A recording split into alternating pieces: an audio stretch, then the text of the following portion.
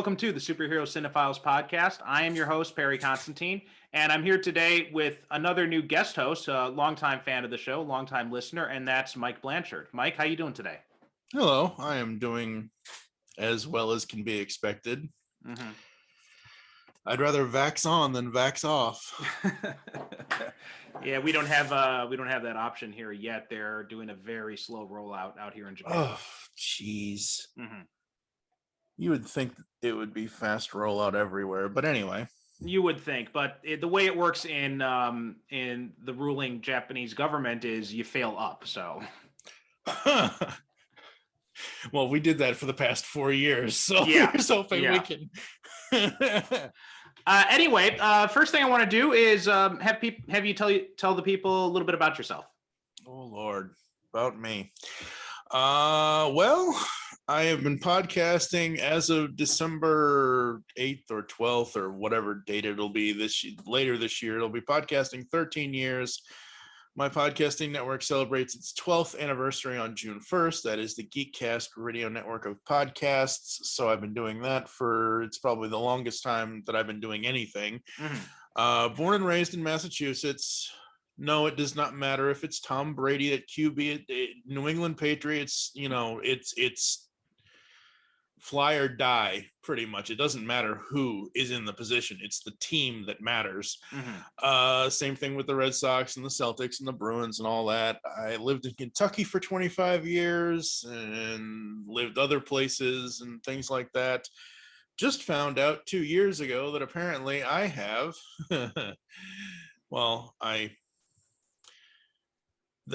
I have enlarged ventricles in my brain. Oh. And that I had hydrocephalus. Mm-hmm. Hydrocephalus is quite literally a week after I had my brain surgery 2 years ago is what killed Tim Conway. Oh, wow. And I'm like, how did they not catch this before? How did nobody in my entire life know about this? My mom had passed away about 6 years ago. And I've been asking her my whole adult life, what's going on? Why, what is all this? And she never could give me any answers and anything like that. But it took one day, and I always go by the recommended what you're supposed to take. But if I'm in as much pain as I was in then, I took one day and I took throughout a 12, almost 18-hour day, I took 15 ibuprofen because I could not get the pain to go away. The next day I went in for a CAT scan. They're like, yep, you need to have a drain put in your head so we can drain all this stuff out of you. Oh, wow. I'm like, okay, good. They put the drain in. It's been fine for 2 years. About a month and a half ago, 2 months ago, the headache started up again. And I'm like, you got to go in for a CAT scan to make sure. And now it's just, I got to get the records from the other states because I had the surgery in Illinois. We now live in Washington State. So it sucks that the medical community state doesn't talk to others. One state doesn't talk to other states and all that. So now I'm just waiting on the comparisons to see if it's gotten worse or better. And for a while there, I thought it was better because I hadn't had any kind of headaches or anything like that for the longest time since the original brain drain 2 years ago. So yeah, that's me. I don't want to say average geek, but 80s, 90s, Transformers, He-Man, Thundercats, Batman the Animated Series, Justice League, Superman, all that stuff. So speaking of which, what do you think of the new Masters of the Universe revival images that have been coming out? Until I see, the toys look really cool. I won't collect any of them because I'm just not, the only collection I have right now is Funko. But the toys look great. What we've seen of whichever cartoons they are, it looks interesting. But until Netflix says, hey, this is coming July, whatever the date, I think it's supposed to be July 23rd. Until I see an actual trailer, I'm very skeptical that Kevin Smith is involved because Kevin Smith is, Kevin Smith. He is Mr. 37. And it just, I don't know, it just feels like they are doing so much at one time like they have all their eggs in all these baskets. And I know the saying is don't always have your eggs in one basket, but you can also spread yourself thin to a point where you're like, hey, there's nothing here left. So I'm like, come on, Mattel, slow down just a little bit. Okay. All right. Now there's some other news that you brought up to me right before we started recording. So since you brought it up, do you want to go ahead and tell people about this? I am looking, yeah, absolutely. I am looking at the at World's Finest online. The World's Finest, I've known these people for years now. One of the guys that runs that is named James Harvey. And it's 2 articles. One is My Adventures with Superman animated series gets 2-season order by Cartoon Network and HBO Max. Warner Media has announced that the new animated series My Adventures with Superman has been given a 2-season commitment from HBO Max and Cartoon Network. The new animated series, a premiere date is expected to be announced soon. Sam Register serves as executive producer. Superman will be voiced by Jack Quaid.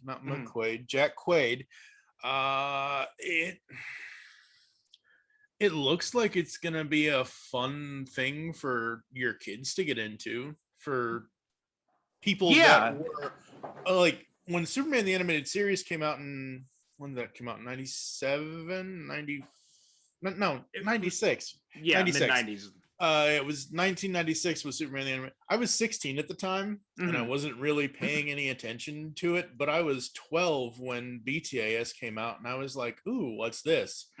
My then stepmother at the time saw Batman punch a guy, and she's like, yeah, you're not watching that. I'm like, oh, you bitch.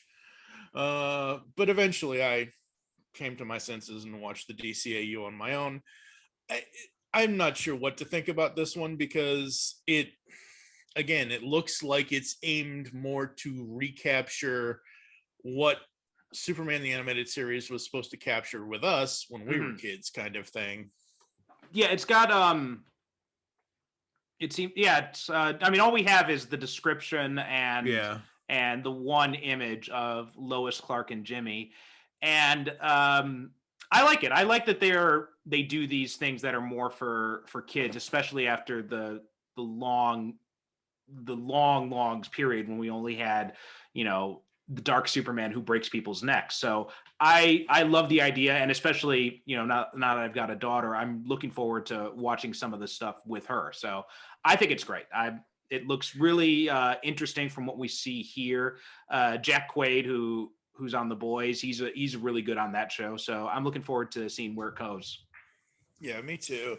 It's going to be interesting. And again, people our age will always say, why does it have to be another origin story? Well, it's not for us. It's for the kids that were our age now, kind of thing. Like I just kind of scanned part of the plot description about how it's, Clark Kent, shaping his secret heroic identity of Superman, and how Lois is this up and coming investigative reporter. So, okay, it's going to be an origin. Fine. It also seems like it's going to have more involvement of Lois and Jimmy than Superman the Animated Series had, which I think is also an interesting thing to add in too. Yep. And then the other piece of news coming from World's Finest again, Batman Caped Crusader animated series ordered by Cartoon Network and HBO Max. The biggest news coming out of this is Bruce Timm returns along with Matt Reeves and Mr. Felicity himself, the exploding Mission Impossible bomb maker, J.J. Abrams. The whole Bruce Timm's involvement after the Killing Joke, that's the one that makes me a little bit nervous, actually. Just because I don't know what he was thinking with that, and I just hope Batgirl's not in it, because he's got some weird obsession with Batman and Batgirl. Yeah. I know everyone is all up in arms about JJ, because everybody's like, oh my God, he ruined Star Trek. Oh my God, he ruined Star Wars. Oh my God, he's gonna, again, this isn't for us. I mean, this could be for us. I don't know. I don't see an actual, see, the thing about Batman Caped Crusader, when I was doing research on this before we started the record, the first thing that popped up was a 1988 video game. Like I literally had to do deep dive of Batman Caped Crusader 2021 news or whatever it was that I searched to even find this, even though I already had this article pulled up. But like, there's no plot description here. There's not even a voice cast announced yet. I'm hoping against hope it's Conroy, but if it isn't, I really doubt it. I don't know. I mean, maybe this is the original. I mean, this is more of the original design that Bruce Timm had in mind, or somebody else had in mind at the time when BTAS was happening 30 years ago. Because I remember when they did the 75th anniversary. Yeah, short. It's from like his first appearance, Cowl. Yeah, and I think that looks cool. I think that looks great. I think it's interesting. I think it's going to be fun. I don't know. Again, until I see a trailer or until I see an interview with whomever it is, whether it's Bruce Timm, whether it's Matt Reeves, whether it's J.J. Abrams, until I hear them talk about it and say what their vision of it is, I'm reserving judgment right now based on the information, based on the little poster that we have here. It looks cool, but who knows? Yeah. Speaking of Abrams, he actually made an announcement in a recent interview saying that even though he's got this deal with Warner Brothers and DC, he doesn't plan to do any directing of projects based on existing IPs in the near future, which I think is a good thing. I like it better that he's just kind of like acting in a producer capacity and just finding the right talent for these things. Like, I mean, he's got Ta-Nehisi Coates doing Superman. He's got Bruce Timm back on Batman, which, you know, we'll see how that goes. But I think that's, and I think he's responsible for finding, what's his name for Last Jedi. So I'm all for him taking more of a backseat and doing, putting talent together as opposed to doing the directing himself. That's the thing, and I'm not saying the man has peaked. You look at his career and what he's done. The main things I know: Felicity, Alias, the Mission Impossible movies he directed, obviously the Star Wars stuff that he did and the Star Trek stuff that he did. That's great because he got a chance to put his stamp, his ideas on whatever he wanted to either create or work on. J.J. Abrams to me is kind of the same as Michael Bay. You need to have him as an executive producer, a kind of, hey, what do you think of this? Like, not really, I don't want to say a guiding hand because that just, you don't want to follow that. But, you know, it's one of those things where he's there, like you said, to either bring talent together or he's there in case you need him and he gets his executive producer or whatever credit you need to, you know, that's kind of like the whole Marvel model now of showrunner becoming head writer thing. And another, it seems like it's only DC news this week, but another thing is it looks like the Batgirl movie is moving forward. They've got the directors who they directed. I hope I pronounced this correctly. Adil El Arbi and Bilal Fallah, who directed Bad Boys for Life, which I haven't seen, but and then that could be good. But what I'm more interested in is it's written by Christina Hodson. She wrote the Birds of Prey movie and she wrote the Flash, the upcoming Flash movie. So I mean, I enjoyed Birds of Prey for what it was, even though I don't think it should have been called Birds of Prey, but it was a fun movie nonetheless. So, yeah, I'm looking forward to seeing where they go with this. Yeah, I did see, actually, Bad Boys for Life was the final film I saw in theaters. And I used to be a huge theater buff from the time I could go to theaters on my own when I was 14, 15 years old, up until about 2 or 3 years ago. Always loved seeing, like, regardless of how bad the movies may be, I'm a Transformers fan. I've seen at least the first 4 in theaters. You know, Fast and the Furious, same thing. And I know that kind of ties into the late great man that was your co-host, Mr. Derek Ferguson. I've seen all of those with the exception of Tokyo Drift in theaters. So I used to be a big theater guy. I always used to go by myself. I would always pick like the earliest morning time I could go because I'm like, I don't want anyone in here. Mm-hmm. And this was before COVID, obviously. This is, Right. the last 30, 20 years of my life. It's like, I don't want anybody around me. No kids, no teenagers, no nothing. I just want me and the giant screen. And now I'm more like, I can wait for it to hit media release. And the other thing that came out is, again, all just like all DC stuff this week. But did you ever play the Injustice video game? No, but I've seen people play it. Okay, so they also did a comic book based off it, which was actually pretty good by Tom Taylor. But it looks like that it's getting an animated movie. The Blu-ray and digital special features of Part 2 of Batman: The Long Halloween is going to include a sneak peek at the Injustice animated movie, but that's really all we have on it. The special features are also going to include DC Showcase Blue Beetle, which is going to star, obviously, Blue Beetle, as well as Captain Atom, The Question, and Nightshade as they battle Dr. Spectro. And then some movie flashbacks of The Dark Knight Returns, Hush, and Batman the Animated Series from the Two-Face episodes.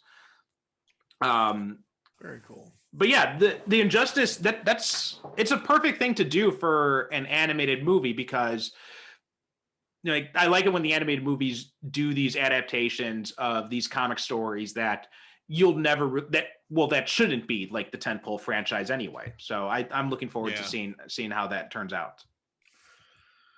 Absolutely. Okay. All right. So that's the end of the news for this week. So that means it's time to move into the movie. So we're talking the Batman Superman movie, World's Finest, which was the Batman's introduction into the kids WB, because Batman the Animated Series started out on Fox. Yep. And while it was on Fox, they had a lot of issues dealing with like the Fox censors and all sorts of things like that. Like I remember one example, Bruce Timm and Paul Dini said in an interview, was they had always wanted to do Firefly, but Fox would not let them use Firefly for whatever reason. Like the censors just said no. I don't know why, but and then when they had done Superman on Kids WB, and so then they were able to move Batman over and have him join Superman. So they had done an hour-long block, which was, the Batman Superman adventures, and like one episode of Batman, one episode of Superman.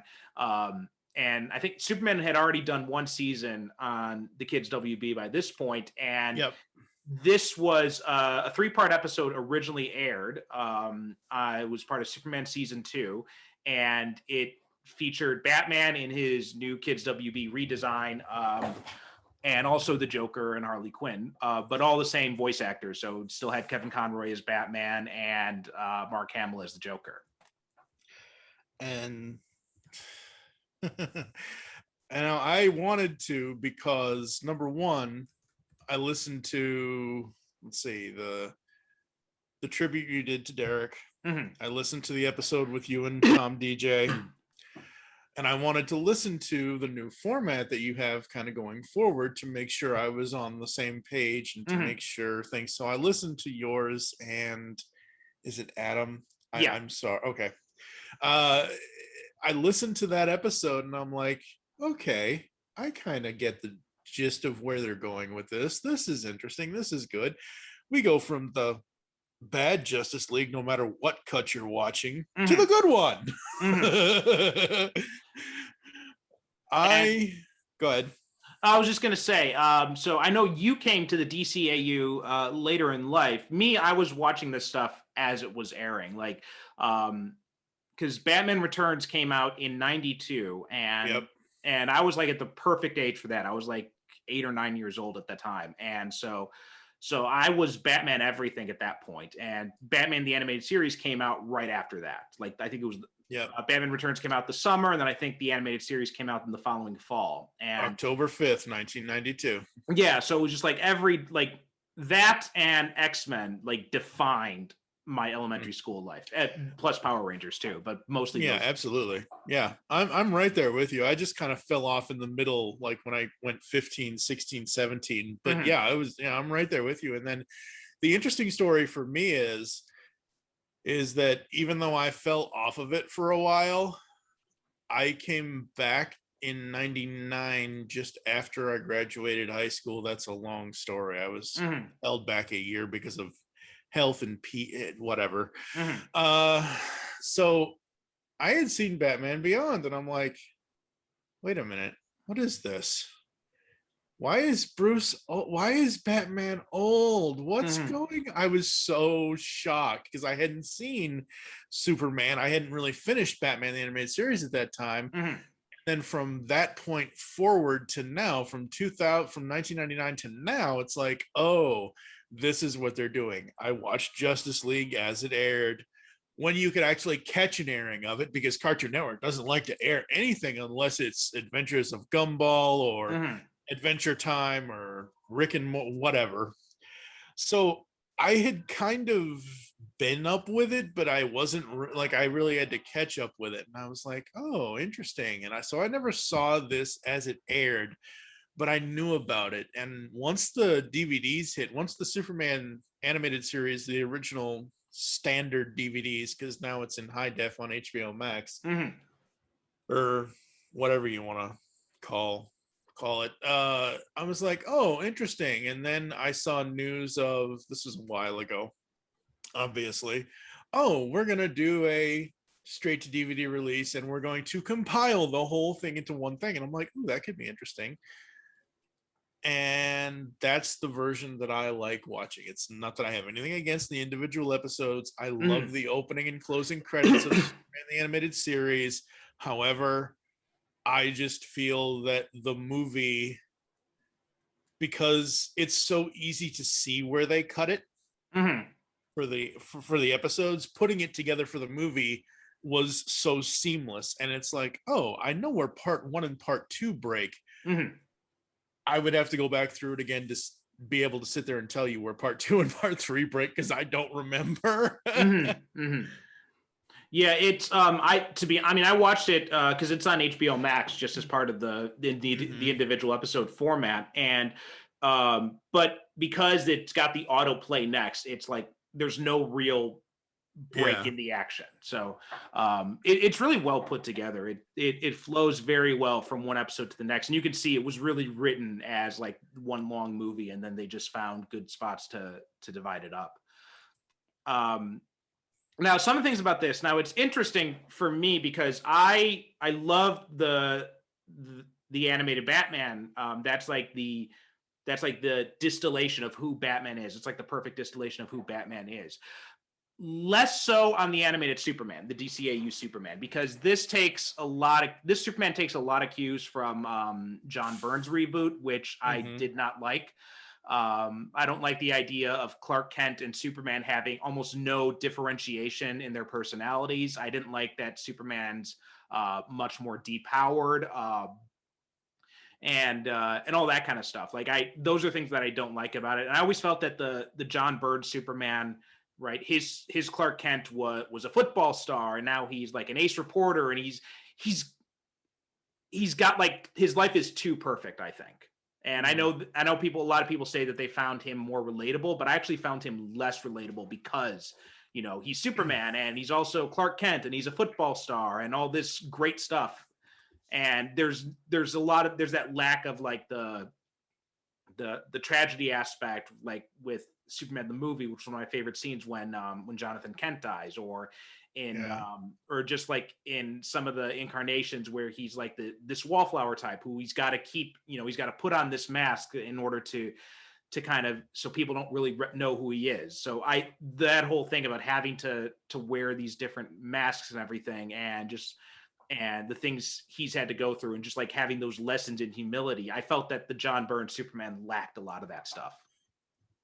Okay, I'll be perfectly honest with you. Mm. 1996, I was not reading comics at all. I remember from 92 to 99, I read maybe 4 comics, and those 4 comics were because of watching Spider-Man the animated series over on Fox. So I knew nothing of Byrne's run, so going into this, same here. I was the same way because I didn't start reading comics until probably about the late 90s, and it wasn't until a few years after that I'd actually started getting into Superman really big. But so I'm with you there. Like, I wasn't reading comics at the time, but looking back on it now, those are the problems I see with this Superman.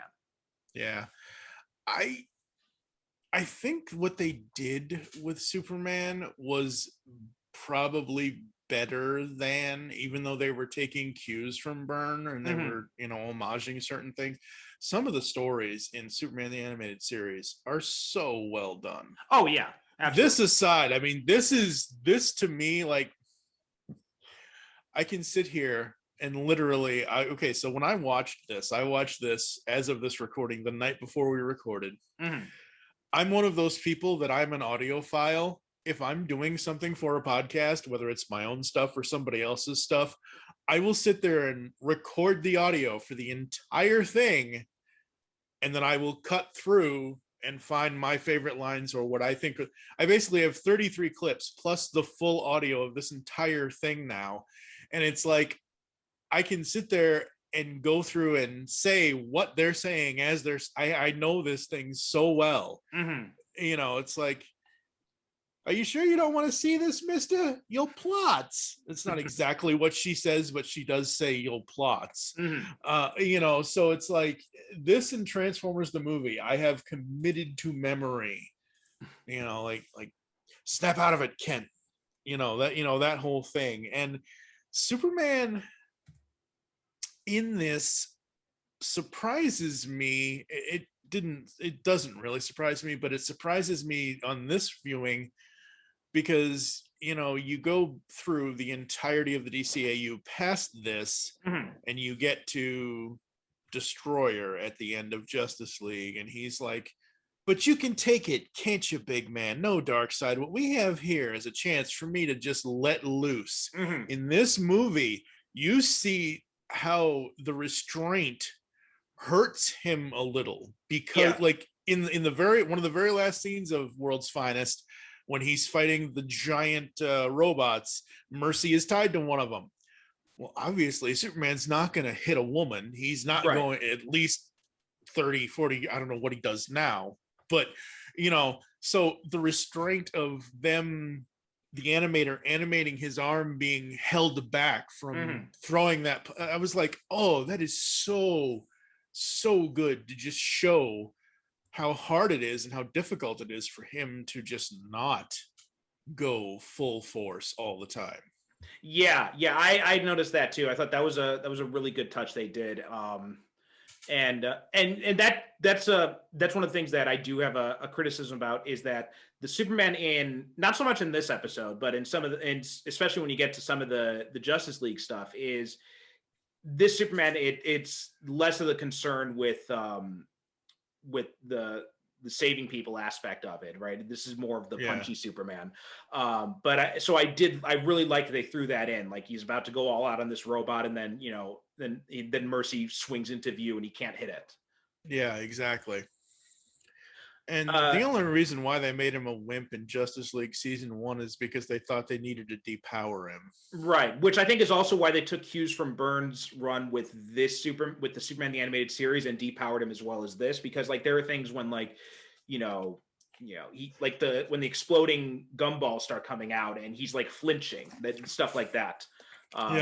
And so that's the kind of stuff, like, that's not my Superman. But that aside, like you said, the stories in the animated series, all that aside, are really good. And one of the things they did take from Byrne's run, which was there are only two things I like from Byrne's run. One was that he wasn't Superboy. I always thought that was always kind of a weird thing. The whole idea of Clark Kent and Superman both come from Smallville, and they both moved to Metropolis at the same time. It always felt very weird to me. That kind of stretched the suspension of disbelief a little too much. It was one of those problems I had with Smallville, when I'm like, well, by the time he becomes Superman, everybody in the world knows who he is. So Yeah, pretty much. secret identity doesn't really work then. No. Then again, Welling didn't want to wear the tights because he was so afraid of the curse. But whatever. Yeah, it was a weird thing too. Even when he came back in Crisis, he didn't want to put on a suit. So, and you know what? Honestly, in Crisis, I get it, because in Crisis, it seems like it's so far ahead of where Smallville, like, okay, at the end of Smallville, and again, as we're recording this, I think a few days ago or whatever, it's been like 10 years since the finale of Smallville or something.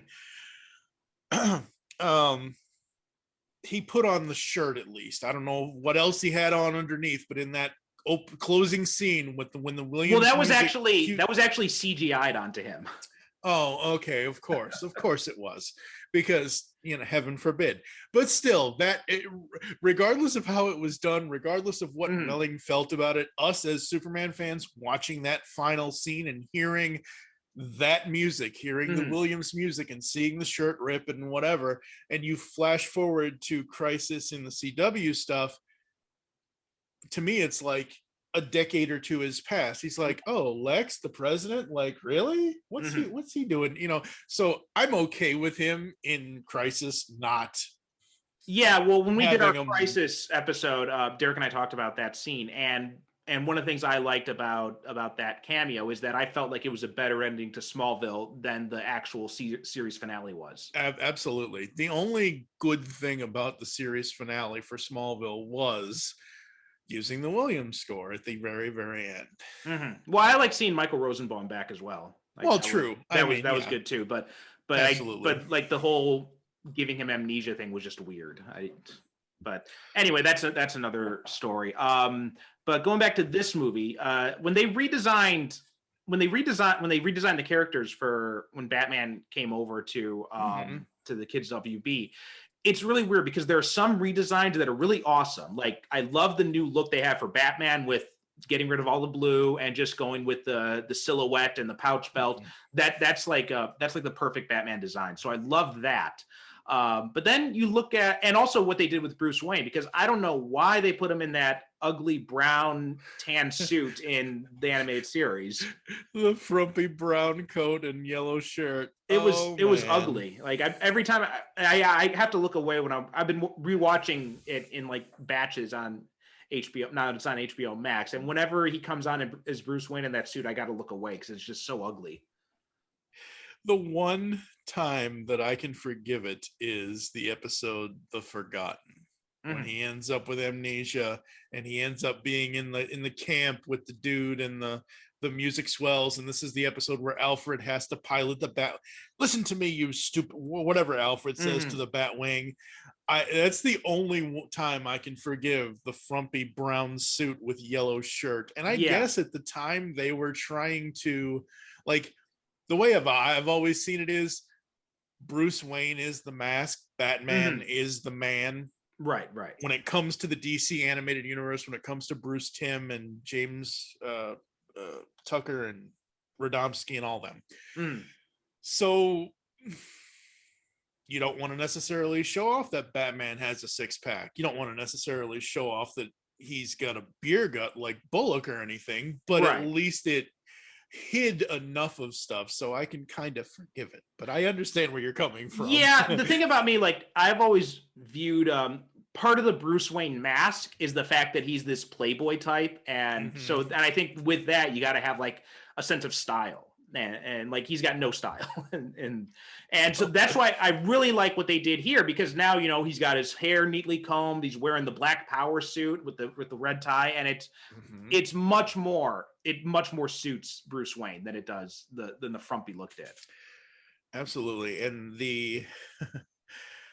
this movie is set up perfectly, and this is how all team-up movies should be. And I need to give credit to, I believe it's Michael David Sims and James Doe over at World's Finest Podcast over at earth-2.net. They had said this years ago when they were doing the DCAU reviews that they did. This is the way the most crossover movies should start. You start with the villains. You have the villains either getting along or not getting along. And then you have the heroes, where the heroes are reluctant, they're unsure of each other, they don't know. I mean, Lois says it perfectly. Like, what, that nut from Gotham City, I mean, it's just one of those, he's not like your Batman. But it's one of those things where, and then they get to a point where they're like, oh, hey, maybe we're on the same side. And right at that point, when Clark goes into investigative mode and he's revealing his ideas of why they can't find the Joker and what Lex is doing, and Bruce is like, well, maybe I should just ask him. And that is one of the best scenes in this is finally seeing Lex Luthor thrown off his rocker by Batman. Yeah, I love that. And that was something that stood out to me as well. The fact that, Lex Luthor is not scared of Superman at all, but Batman scares the crap out of him because he doesn't know what Batman will do. Going back to the design too, another thing I wanted to mention is like I said, like some of the designs are really good, like the Batman, the Bruce Wayne designs, those, and a lot of the other characters, they got these updated designs as well. But one of them that I did not like was the Joker. Like, I don't know, like getting rid of the red lips and and the black eyes thing, just it doesn't really work for the Joker for me. That was one thing that I never liked watching those episodes of the Joker because of that. And I liked when he did appear again in Justice League, they did like a mix of those two styles again. Yeah, it's one of those things where I know they needed to redesign him, and I understand why they got rid of the red lips, because again, which is weird that they did, because you're going from Fox, who at the time, like, as long as nobody shoots anybody, basically G.I. Joe, every shot misses. They're shooting at people, but you don't actually see people getting shot. And going from that to Kids WB, which Kids WB just basically let them do anything. I mean, look at Growing Pains, the new Batman and Superman Adventure episode, Growing Pains. This is the one with Tim Drake and Clayface, and it's this little girl named Annie who Tim kind of has a crush on. Well, she's just a piece of Clayface, but it's like, ooh, Clayface, like, I don't know how they're gonna get away with this, but again, Kids WB, they can get away with it. Yeah. And in this, the redesigns, Joker redesign, it's okay. I think it works when he's being menacing. When he's being funny, it doesn't necessarily work. But when he's like the scene where Lex is like, oh, he's just some mere mortal in a Halloween costume, and Joker turns to him and looks at him like, there's nothing mere about that. Like, when he's doing all of that, I think it works when he's being the sinister part of the Hamill Joker. When he's trying to be the Jekyll the Clown comedy version of him, it doesn't really work. Yeah. And that's why I really like what they did with him when he came on Justice League, because he's got the more expressive eyes back. He's got the red lips back. But they're using those darker tones too. So it's a really good look for the Joker. I thought they did there. Absolutely. Another thing I mentioned is going back to what you said about the team up aspect too, is I think one of the best things about this is the whole dynamic between Bruce and Clark. And I love how right at the start they explain how they each know each other's secret identity, because it kind of happens in Batman v Superman, but we never find out how they know who each other is. But here, like, we see, like, Superman, he uses X-ray vision right on Batman's mask. You peaked. Yeah, and then and in true Batman form, he slips a tracker on him and follows him back. Like, I love that. That was the ending of the first part, and that's such a perfect ending, where he uses his vision to look across the city and he sees Batman there with binoculars and just gives him the thumbs up. Okay, so there has been long standing with me, my friends, with everybody I know. Like, what is he actually like? I know he's trying to salute him. Like, what he's trying to say, hey, by the way, haha, I know who you are now. And that's why at the end of that episode, the end of that part of the film, Superman crushes the thing and he's like, touche. Well, I've taken screenshots of Batman in that moment so many times over the years. I think it's just two fingers on his head. It's not even a thumbs up. It's just two fingers that he just kind of pushes off of his forehead. And I'm like, okay, so he's kind of giving him the middle finger here. Really? Because I don't know. Maybe there's a different version in the movie No, because there isn't. okay, I've screen capped it from both things, and it just looks like he has his index and middle finger to his head as some sort of salute, like little mini salute thing. I thought it was I just don't like down here by his side. That's why I always thought it was a thumbs know. up. I don't think so, but anyway. Yeah, I'm not sure. But I always took it as a thumbs up and just like a little. It's just whatever it is. It's just like a little gesture, like you got me, I got you back, and Yep. it's just that little back and forth thing. And I thought, and it was also his way of communicating that look, there are things I can do that you don't even know about. Exactly. Yeah. And I do like, and I like that they didn't go too much into the rivalry route, right?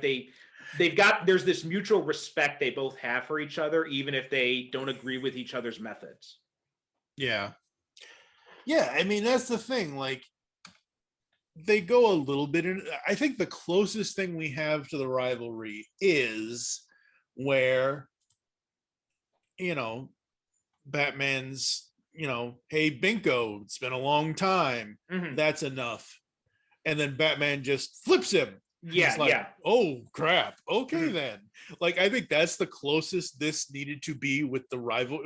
The rivalry does not need to expand upon the entire film, because you need to have that point of where they come together and realize they're working to the same end goal. Yeah. Yeah, they had a really good job. And Batman's the one who he starts it and he ends it. Like I did kind of like that, where he, like, Superman's not really right. He's not antagonizing him really. He's just saying, hey, look, you're going too far. And then Batman's the one who gets antagonistic, flips him over. Yep. And then he pulls out the piece of kryptonite.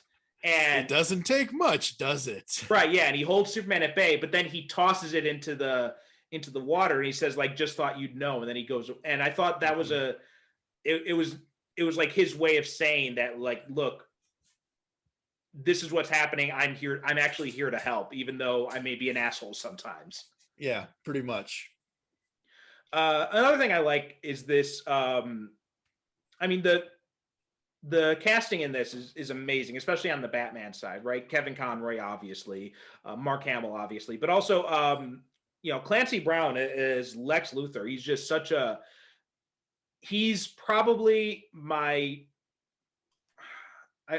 it's weird. Like, I go back and forth between him and Rosenbaum, because Rosenbaum, I liked his portrayal, but the stories weren't always he wasn't given as good material to work with as Brown was. Yeah. No, the casting here is amazing. It really, really is. This is the first time you have Kevin Conroy and Tim Daly together as Batman and Superman. You have Dana Delaney is by far the single greatest voice of Lois Lane ever. Yeah. And it's so funny, at some point, I don't know when I saw this, but look up a movie. It's called, not now, but later, it's called Exit to Eden. And she stars in that. And I'm like, oh my God, Lois is hedonistic. Yikes. Oh, wow. It's a really fun, interesting, silly movie. And also, I think this is actually one of the few times, because Tim Daly didn't reprise the Superman role in the Justice League shows. No, it went to George Newbern. George Newbern, yeah. Yeah. And the funny thing about that is that before he was the voice of Superman, there was only one role I knew him from. He was one of the kids, not the kids, but he was the boyfriend of Elizabeth Shue in Adventures in Babysitting. Oh, okay. And I'm checking out a few other ones, because I know they did those 2 Superman Batman animated movies based on the comic book. And Tim Daly came back as Superman in, I think he came back in both of them, just double checking. He came back as Superman in both of those.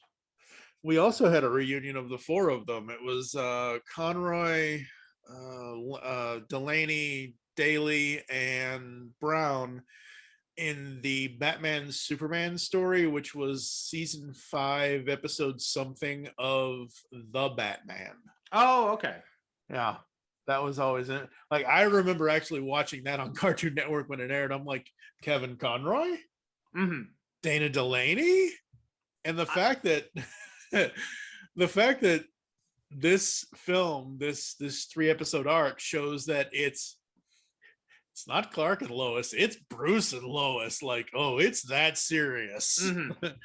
You don't know what you're getting into, lady.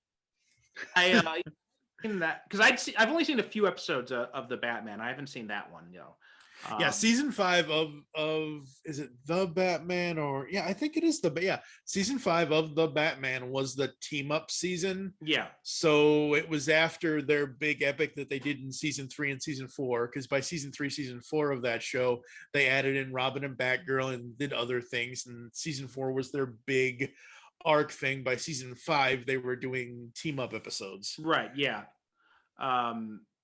Kevin Conroy was that? Who did he play? I'm just looking at the cast list. I don't see. I thought he was. I could have sworn. No, it's Newburn is in it. He's playing Superman. That's right. It's just the Superman cast that returns. Okay. Yeah. Sorry. Okay. Yeah. So I'll check that out then, because seeing those 3 come back then. Yeah. I got that confused with Batman of Zur-En-Arrh from Brave and the Bold. That's where Conroy comes back. Oh, I see. Okay. Yeah. So this movie, this 3-part thing, it's so fun, and it's got everything for every Bat fan you could, Bat or Superman fan that you could really want, really. And sadly, the sad thing is most of the voice cast isn't with us anymore. Most of the, like, Commissioner Gordon, Bob Hastings, Robert Costanzo, Detective Harvey Bullock, I think both of them have passed. Oh, really? This. Oh, okay. I think so. Yes, I'm pretty sure Hastings died, because I remember seeing that news years ago. Yeah. So, but it's one of those things where the cast is just so well done. Another thing I really like, there are 2 scenes that really jumped out to me this last time. One of them is when Lex and Joker are having the meeting, and in the background you've got Harley Quinn and Mercy just going at it. I love that scene. That scene is by far the best sidekick scene in anything, because, and it's the way it's done, because you have Joker and Lex talking, you have the music, and then, because I listened to it as I was watching it, and I listened to it after with just listening to the audio without looking at the visual, and I could hear each of them in stereo through my headphones, and I'm like, hey, they're on the other side of the room, or that is that, and what they did in Batman Beyond's episode The Shriek, the sound design episode, where they won the award for that is some of the best sound design in animation that has ever happened. And another thing that I like too is the unpredictability of the Joker in this, right? The way he's and it's just like Batman says to Superman when Joker throws the marble, is he's like, you always got to expect the unexpected. And this also has that recurring motif where, like, the Joker always seems to die in this show, but he always comes back. Yeah.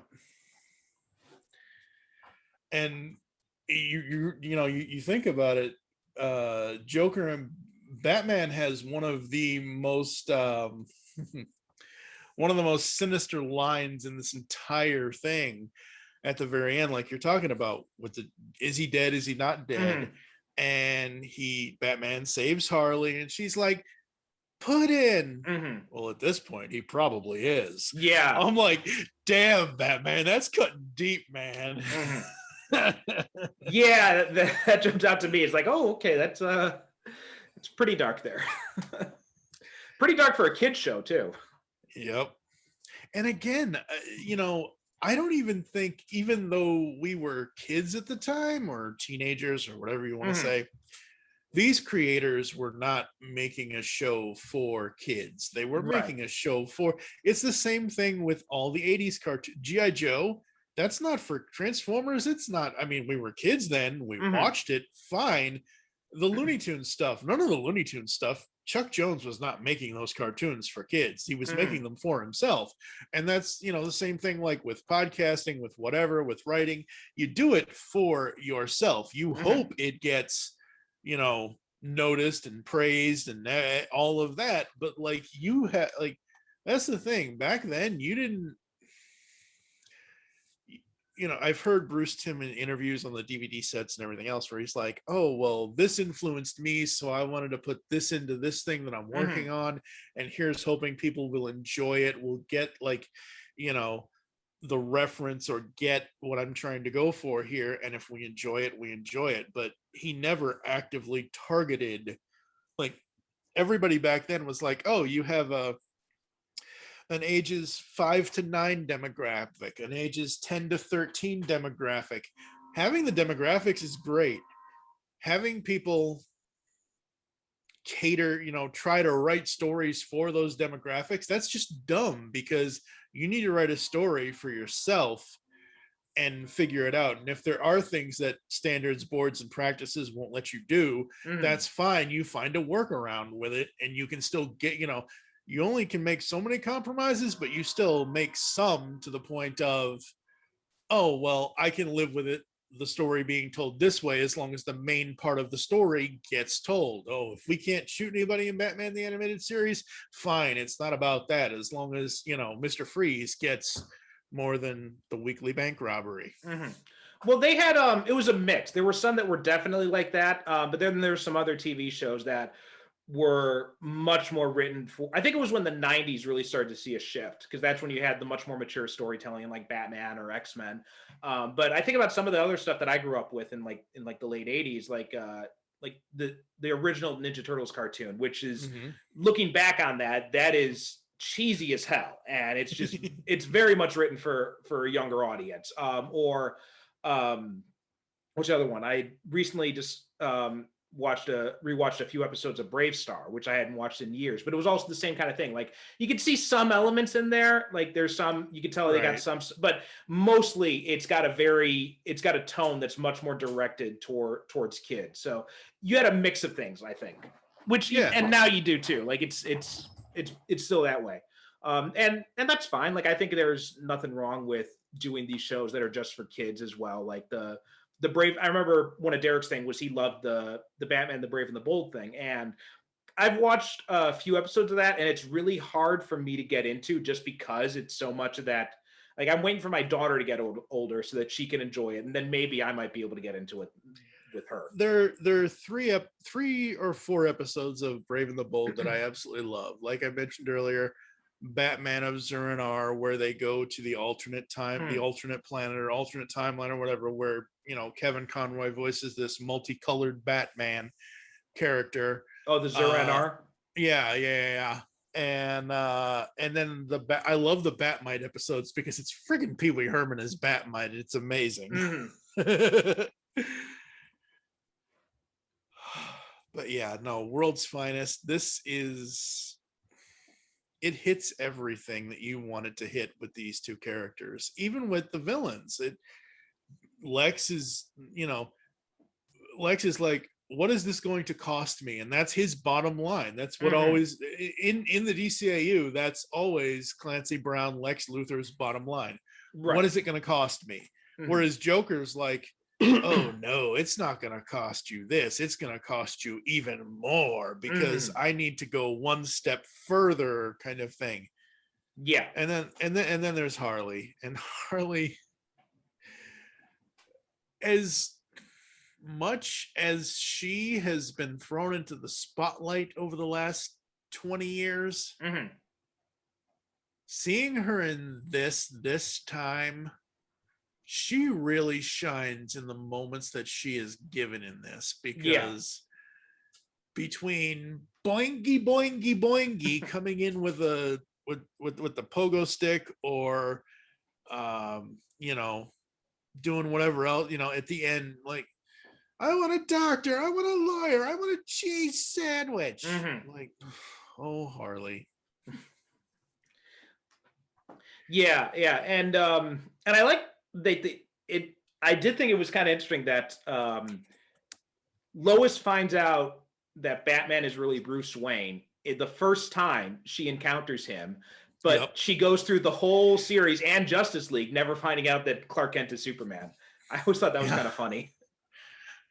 And I like what they did with it though, Yeah. because it's so subtle. Because so she's in danger. Batman's in there trying to rescue her, trying to save her, and I'm going to call it a printing press, but it wasn't a printing press. It looked like a printing press, but his cape gets caught in some of the machinery and his mask gets pulled off. And Yeah. she's like, Bruce Wayne, you're Batman. When were you going to tell me? The honeymoon? And he was never going to tell her. Yeah. No matter how far, if there was an alternate version of this thing and they let that relationship go, he would have never, ever told her. I don't want to say that they would have, and I don't think they would have turned her into an Aunt Harriet, but she would have never, ever known, kind of thing. I like that she did, because of the scenes that happen afterwards, because of she has sympathy for him, and she has this thing of, I'm a reporter. I'm sitting on the greatest story in the world, Batman unmasked, and there's not a blessed thing I can do about it. And then later, when she's helping him heal, she's like, I'll be back. I'm going to go get some burning, stinging iodine. And I'm like, oh, I love you, Lois Lane. There's also that great moment when Superman comes in and Batman says, it's ironic. She likes Bruce Wayne and she likes Superman, but it's the other two guys she's not too crazy about. And Superman says, well, it's too bad we can't just mix and match. Mix and match. Yep. It's well, and this is one of the things I really like about Kevin Conroy's Batman, because like he's a dark Batman. He's not the Adam West Batman, but he's not grimdark Batman. Right. He's still got this personality. He's still got these moments of levity. And I really like that they have that side of his personality here. Yeah. And it's throughout the entire, it isn't here. And it is in parts of the animated series once it became the New Adventures. But it's throughout the rest of the DCAU. If you look at any, I swear to God, I have more pictures on my Facebook that I've uploaded over the years of Batman smiling. There's so many times that he smiles that you don't notice it until you see it. And it's like, hey, and you're right. It's not Dark Knight Returns. It's not Frank Miller. It's not Tim Burton, even though that Batman wasn't that dark, to be honest. I mean, Michael Keaton's Batman wasn't that dark. And no, he had we talked about that. He had moments of levity as well. Yeah. But especially the Conroy Batman, it's very much in the Neil Adams, Denny O'Neil vein of Batman. Yeah. And where he's got this wry humor, right? He's not just incessantly dark all the time. Yeah.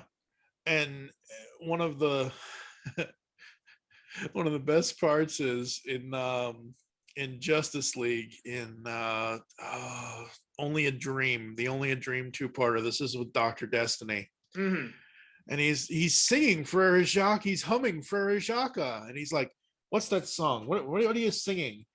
Don't stop doing that. I can't read your thoughts. That's the idea, Johnny. It's to keep you out of my head. And because he's falling asleep as he's driving the Batmobile, stops into a coffee shop, basically cuts everybody in line, throws some cash, give me a triple. And I'm like, oh, that is so good. Because again, it's Conroy. And I had never, ever, up until Batman the Animated Series, I didn't know who Kevin Conroy was. Had no clue. That was my introduction. And I'm like, yeah, that's Batman. Because again, like you were mentioning earlier, we were at a time where 89 had happened, Batman Returns had happened, and they wanted to go off of that and create something, and they did. They created Batman the Animated Series, Superman, Justice League, Batman Beyond, all that stuff. And it's outside of Adam West, which Adam West is a whole other 66 Batman is a whole other thing. Right. But outside of that, that universe has got the staying power. I don't think there are any other Batman universes on television, on film, that have really stuck to people as much. Like, can one of the animated movies, the direct DVD animated movies, reach, like, I'm not going to say Hush, because I actually have never read Hush. I have no interest, but whatever. It was an okay story. I have no opinion because I've never, whatever. But it's one of those things where, like, Justice League Doom. I'll bring that up because that, again, is Conroy. Yeah. That may have left people feeling things about Batman and about Conroy or whatever, but is that something that is going to last you 25, 30, 40, 50? The DCAU was a thing of beauty, is a thing of beauty, and it is a thing that is going to outlast all of people in the future. They always want to say, oh, 2015, we should have flying cars by now. Well, we're at 2021. We still don't have flying cars. By 2039, when Batman Beyond is supposed to start, I guarantee you, if any of us are still here, hopefully we are, hopefully nothing happens, but you know what I mean? Like, yeah. Like, if I croak tomorrow, I know that the universe that I grew up with for DC, for animation, can be found 30, 40, 50 years in the future at some point. Like, oh, they'll probably dust off some old library. Oh, this old DVD format. What is this kind of thing? You know what I mean? Well, I think it's hard to say really, because I do notice some things. Like I see, I remember Jon Stewart had this when he was doing the Daily Show, when he had George Lucas on, and he was talking to George Lucas about the prequels versus the original trilogy. And he said, my son tells me that The Phantom Menace is his favorite Star Wars movie. And I always tell him, no, it's not.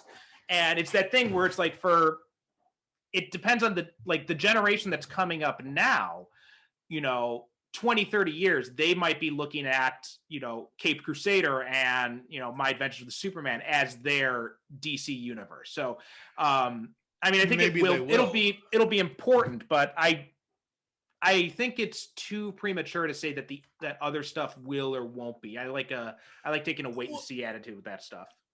And I do tentatively agree with you. What I'm saying though is, as a universe of animated property, this is the only full-on cohesive, connective one that we have. Yes, certain ones of the DC animated films connect to each other and they created a universe within that, but these were whole cartoon series on their own. It wasn't as expansive as that was. Right. Yeah. That's basically what I'm saying is the expanse of the DCAU is far reaching. Yeah. Yeah. Okay. All right.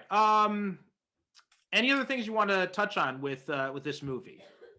Well, I mean, Superman, like you said, like Batman said, expect the unexpected. And I think Joker is, people want to say the Joker is not as smart as he used to be or something like that. He's pretty smart in this, because Superman shows up with the lead suit. Obviously.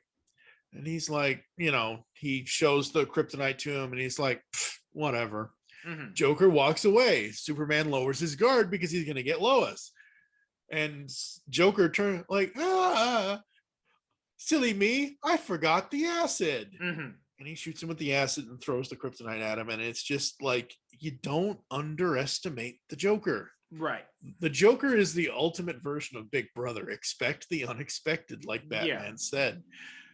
And it's so funny and interesting to see this movie now versus when the multiple other times I've seen it, because I haven't watched these and I haven't watched this in a long time, and I just snap right back into it. Yeah. So good. Yeah, absolutely. And I mean, yeah, there's not a whole lot much to say about it. It's just, you know, I don't know anybody who doesn't like this movie. I don't know how you can't like it. It's not about whether people should or shouldn't like it. I don't know how someone can't, even if it's just someone who knows nothing about it, knows nothing about super, like just my mom, heaven, rest her soul, all that. My mom's been gone 6 years. If I showed this to her and she only knew like Christopher Reeve and Adam West, she could probably come away with this laughing in a few of the moments, or having some reaction to some of the moments. And it's not about showing people like whether they have 30, 40, 50, 75-year history with these characters. It's getting them to see how awesome these characters actually are. Right. I don't know of anybody that I interact with that actually actively dislikes this, because there really is nothing to dislike. Well, I know if I showed it to my mom, she would not like it. Like just based on the fact that it's animated and it's superheroes, I know she would not even give it a chance. But other than that, yeah, I mean it's a perfect representation of what the relationship between these two characters should be, and it also does a good job of showing like the different types of threats that both Batman and Superman are up against. Yeah. And because you see, you've got Lex Luthor who's a threat, yeah, but he's not as even he's terrified by what how far the Joker's willing to go. Yeah. And I like that. And it reminds me of going back to something in the comic books. Back in I think it was the mid-90s, Mark Waid did this limited series called Underworld Unleashed, where all these villains made deals with can't remember the name of it. It was, Necron, I think it was, like one of the satanic characters, and they're showing like Necron's brought out all these villains and it's all narrated from the Trickster's point of view. He's the narrator of the story. And he's got this round table of all these big name villains who have made deals with Necron. Like there's Lex Luthor, and then one of them is the Joker. And then the Trickster's narration says, "Oh, good job. Bring the guy that everybody hates to be in a room with." He's like, when villains get together and they want to scare each other, they tell Joker stories. Yeah. And I think they do a good job of capturing that in this, and also in the Justice League episode when Joker appears too, because he shows up with the Injustice gang and nobody wants to work with him. Nope. Yeah, that's another one of the images I have captured on Facebook. Shows up every couple of years or so. Like it's the Joker with the popcorn and Batman is tied up next to him. He's like, and I'm like, movies with superheroes. Here you go, folks. I actually had a chance. Oh man, it's been next year will mark a decade since I did this. 2012, I had a chance to interview Kevin Conroy, and that was by far one of the single greatest interviews I have ever done. And nice. In that interview, he tells a September 11th story that is just so good.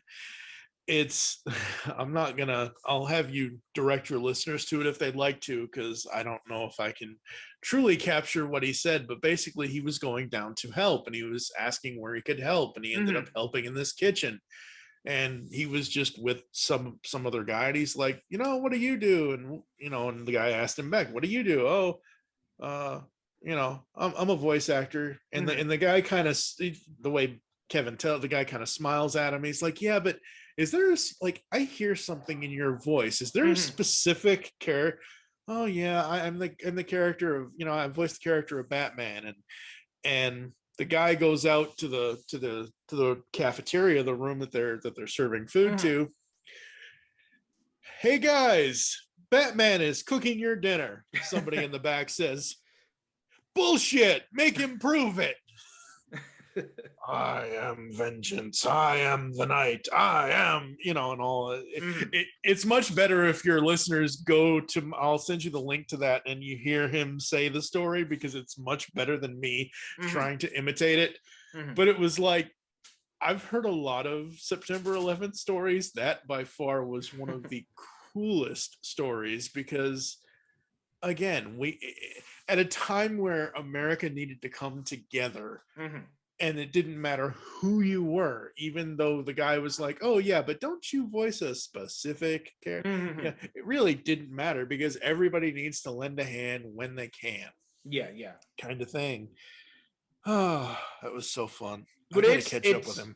It's kind of funny when you think about Conroy, because I've been re-listening to old episodes to prepare like compilation stuff of Derek and some of the great things he said in the show over the years. And right, I was just re-listening to the Crisis episode, and he talked, and in that we were talking about Kevin Conroy when he appeared on as Batman, and how jarring it was to hear that voice coming out of that face, because you do not associate them together.